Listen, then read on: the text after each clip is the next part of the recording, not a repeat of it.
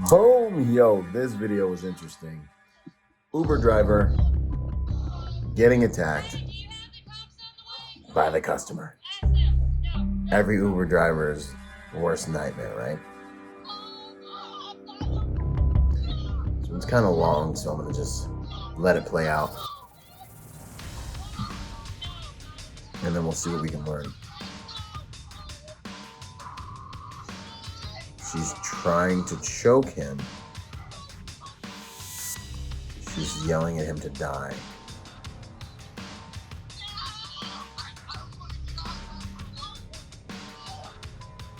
She's trying to use his shirt to choke him.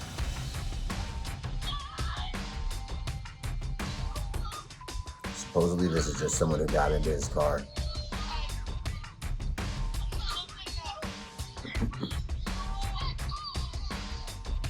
Says he can't breathe. And it's aggressive in there.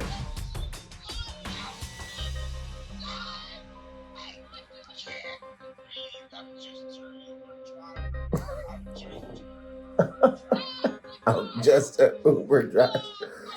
Poor guy.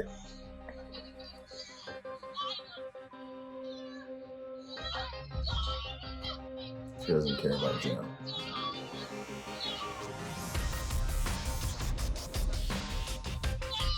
Says he's worried about putting his hands on him.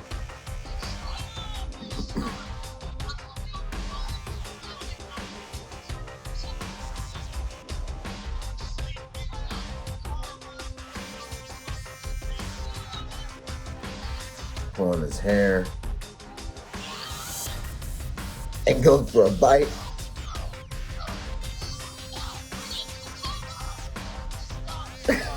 So bad.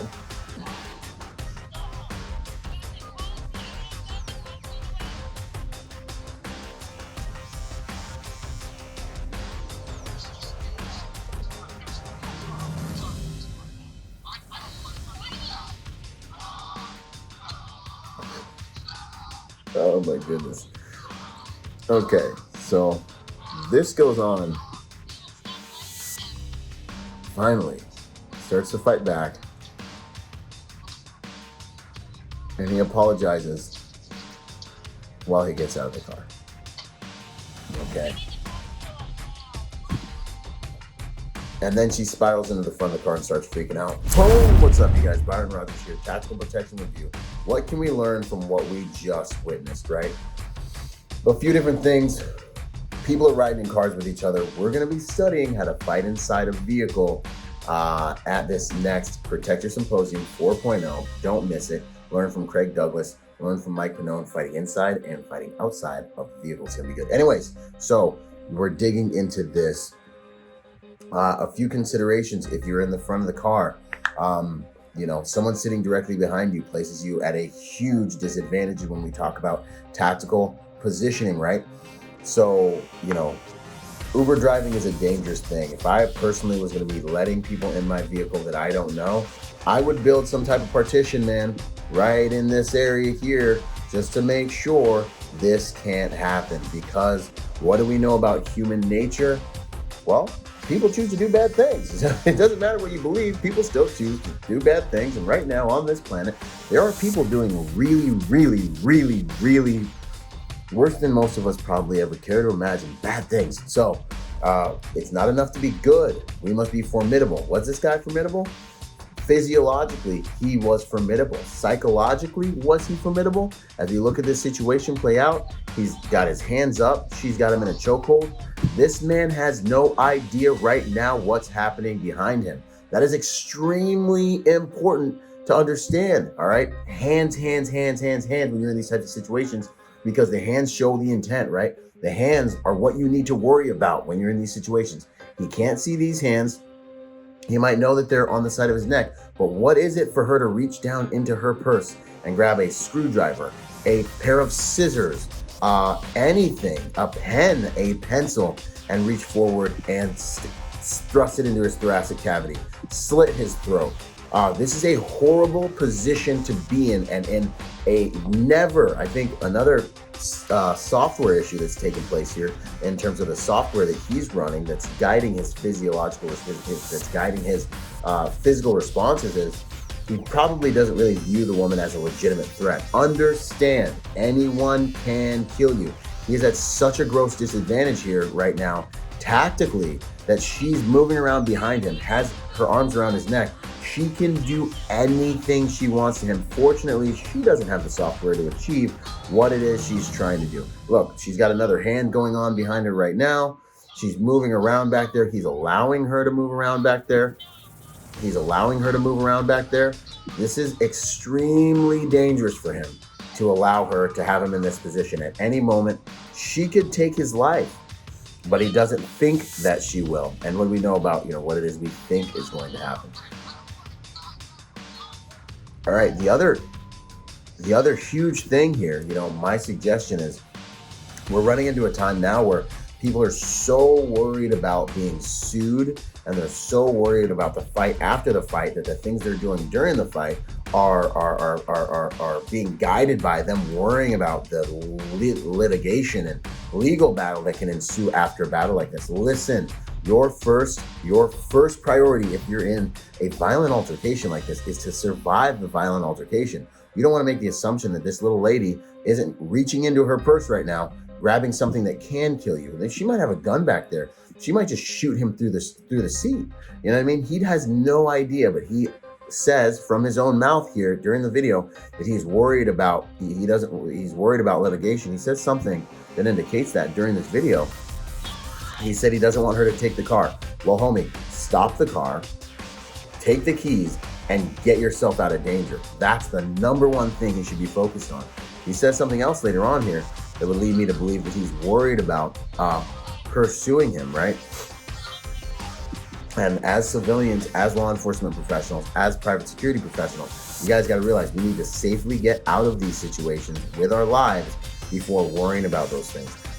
But at the same time, if you're a professional, right, and this would be honestly my professional advice to any private security professional or even law enforcement professional, you know your ROEs, you know your rules of engagement, you know your escalation of force, and you are writing that report before you do anything. As you watch the situation begin to escalate, you're gaining that moral high ground. Excuse me, ma'am, stop. What are you doing back there? I need to see your hands. You're talking, you're building that moral high ground. You're going to do things that you can sell on camera. You got to be able to sell security is what I teach at my school. Hashtag go check us out at executiveprotectiontrainingday.com, right? But you need to be able to do things that you can sell. What could he do in the situation that he could sell? Take the keys out of the car, get her arm off, and get out instantly the second she put hands on him, right? That's sellable. But never let the battle after the battle cause you to go softer in the battle, because that can ultimately cost you your life or the lives of the people around you. I think that's a huge takeaway from this situation. Maybe he was acting a little bit because he wants to make sure he can make some money off of this situation, but at the same time, that could cost him his life. You know what I mean? And it's sad.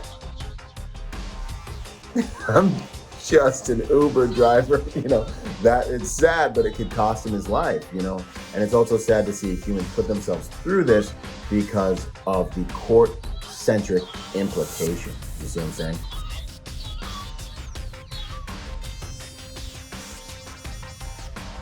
I just don't want to put my hands on her. That's what I was looking for. Listen, buddy, she's putting her hands all over you. It's time to do something, get in action, and get yourself out of this situation. Beyond that, she bites him. You don't know what she carries. You don't know what biological illnesses she carries. You know what I mean? You've got to get yourself out of this situation. And lastly, I would say, if you are an Uber driver, consider heavily building a partition to protect yourself. If someone's in the front seat with you, have a plan to defend yourself.